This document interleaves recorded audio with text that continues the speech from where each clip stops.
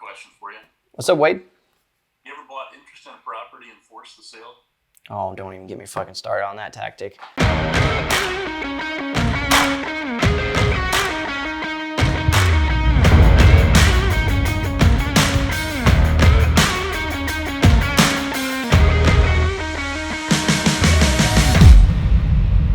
Golly, man, do I have a property that fucking has been the bane of my demise for the last 18 months. I put 17 grand, I bought 50% of a property for 17 grand. Property's probably worth like 200 grand. And so I was like fucking slam dunk, you know? I was like so excited. Come find out, we ended up finding the owner, the other half of the owner. We couldn't find the other half. And she was living at the property. She wouldn't respond to any phone calls or anything like that. So I ended up taking and putting a notice on her door, a fake notice, notice to vacate, sheriff's letter, basically kind of thing. And she called, we left after placing it. We were sitting at, what's that steakhouse? The Texas Steakhouse, whatever that chain restaurant is. Texas Roadhouse, yeah. And so I ended up getting a text message like, hey, who is this? What do you mean I'm getting kicked out? And I was like, fuck, got her number, And come to find out, she's been there for pretty much ever since the property, was, and it's got down to where it's at, 3 years tax delinquency. It's gonna be going up to tax auction, yada, yada, yada. Called my attorney, got the paperwork, rolling to get the foreclosure, or basically what you're doing is you're taking it to foreclosure. After 6 months or so, 7 months rolls by, she ends up getting an attorney. Apparently, you have the ability to get free attorneys in the state of Florida. I don't know if other states do it or not. You get a free attorney, and the attorney basically is like pro bono type shit. If they win the case, they get paid from the case. If they don't, then they don't. So she gets this attorney, and this attorney, bounces back and forth or whatever, delays the whole thing, and then ghosts us. And she's like, yeah, the attorney goes, she goes, yeah, it doesn't look like there's gonna be anything in this for me, so I'm just gonna go ahead and bounce. So the attorney bounced from the client. Then, because our case was lasting so long, the legislation or whatever changed, and it ended up dismissing our whole case. We had to restart all over again.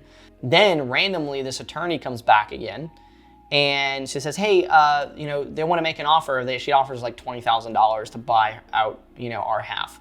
Like, no, we're not doing that. And because it was going to tax auction, we're like, cool. And this is kind of like, was our catch-all. This was our, hey, if worst case scenario happens, it's just gonna go to tax auction anyway.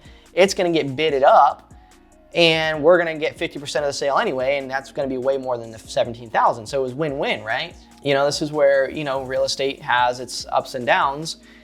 It went to tax auction. We declined her offer. Let it go to tax auction. Oh, she also tried to stop the tax auction because she said that we had us buying the property, that we forced it to go to tax auction. It's like, no, we didn't do that. It naturally happened of you not paying the taxes for 3 years. Anyway, ended up going to tax auction.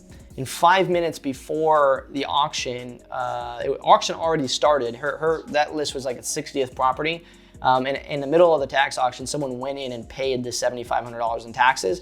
Not a relative, not anybody, just some random fucking person. We still have no idea who the fuck it is. I don't know if it was a kind gesture or what, but it fucked us nevertheless.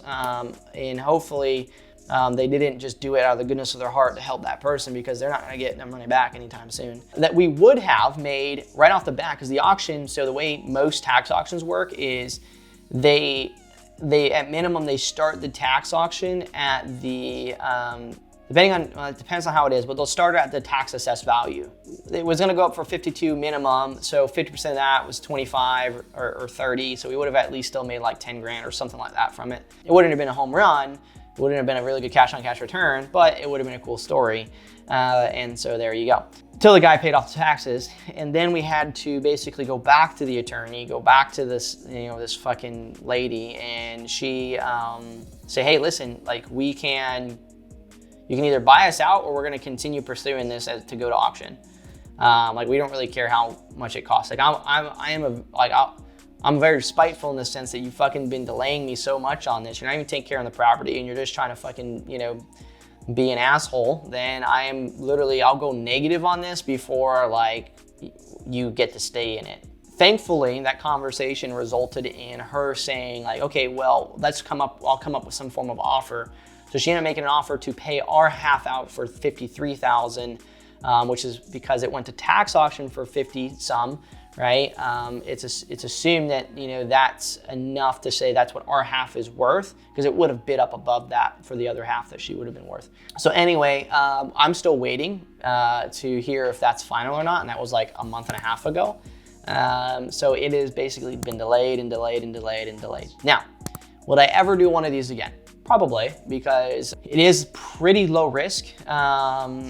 You're gonna get something potentially out of it at some point. You just gotta make sure the property is worth way more than what it is, because people come into it and they're like, oh, I'll buy 50% of it, and that's only 17 grand. But what they don't think about is with the attorney involved and everything else, depending on what the property sells for, if the property sells for, you know, 100,000, well, she still owns half the property, so she's still gonna get her half of the money, right? So a lot of people don't think about the fact that, well, you only own 50%. If it sells, it's not like you're getting all of it. You gotta cut everything in half, and then you also have attorney fees. So it has to make sense on a deal, and this one just does. I mean, it's 17 grand. Yes, it's been fucking a year and a half, almost 2 years now, but at the same time, it, you know, if we get back 30 grand from it, then that whatever, you know, that's 15 grand a year, whatever pays for direct mail, you know. So it's nice to have the line in the water if you have the extra cash, but I would never, never, never do it again if one of the people that is on the deed lives in the property,